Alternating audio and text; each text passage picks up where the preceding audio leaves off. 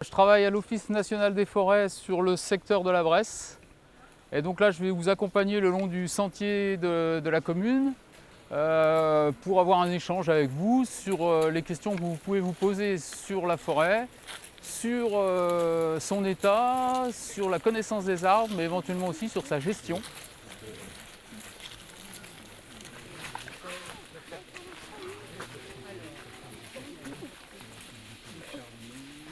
Donc le taillis sous futaie, c'est quoi? C'est du taillis. Donc le taillis, pour ceux qui éventuellement ne connaissent pas, le taillis, ça peut être, donc c'est ça, c'est des arbres qui poussent sur des souches.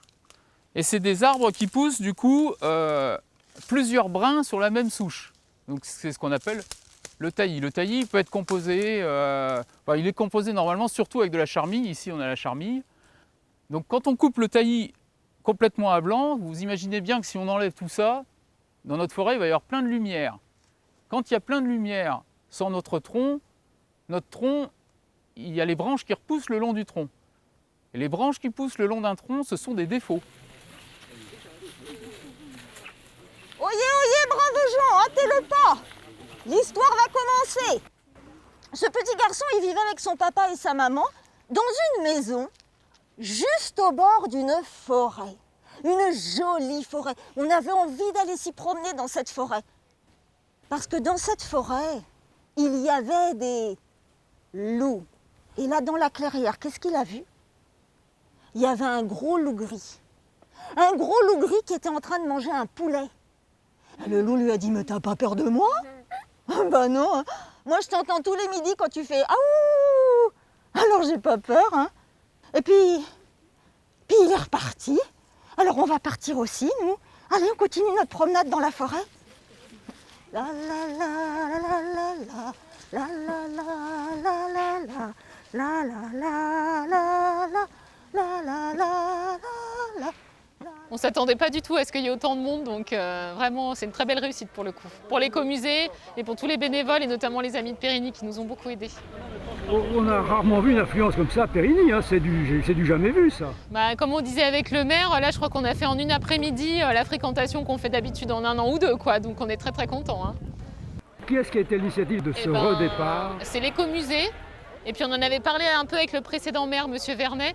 On avait bien conscience que l'antenne, en termes de fréquentation, était quand même assez fragile.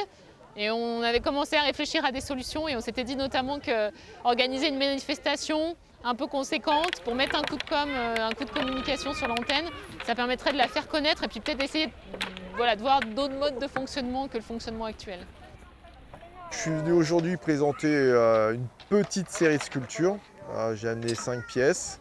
C'est donc des pièces qui sont un petit peu sur ma thématique fétiche, qui est l'archéofiction, c'est-à-dire la création de fausses pièces historiques qui pourraient être les vestiges d'une civilisation passée qu'on pourrait trouver dans un musée.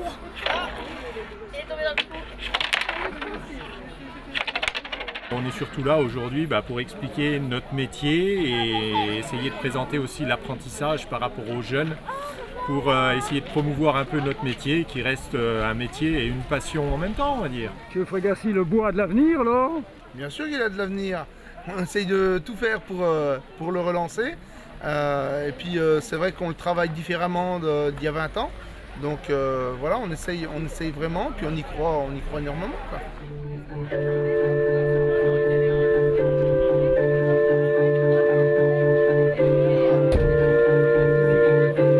J'ai l'impression que les gens sont contents. Donc ça, c'est encore mieux que la fréquentation qui est très, très conséquente. Enfin, on voit qu'il y a un vrai intérêt. Puis c'est vrai qu'on a Ludovic Pontet est très pédagogue. Marilyn connaît très bien son métier aussi. Donc il y a un vrai succès sur ces deux animations-là.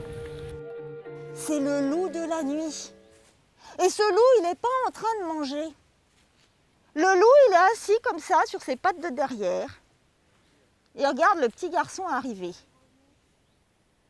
Alors le petit garçon, il n'est pas très rassuré. Parce que tout à l'heure, les loups gris, ça s'était bien passé, il faisait jour. Mais là, le loup tout noir, dans la nuit presque toute noire, c'était beaucoup plus inquiétant. C'est une affaire qui va se renouveler, si je comprends bien. C'est vrai que si ça, là, on peut difficilement dire qu'on ne va pas la refaire l'année prochaine, quoi. Hein.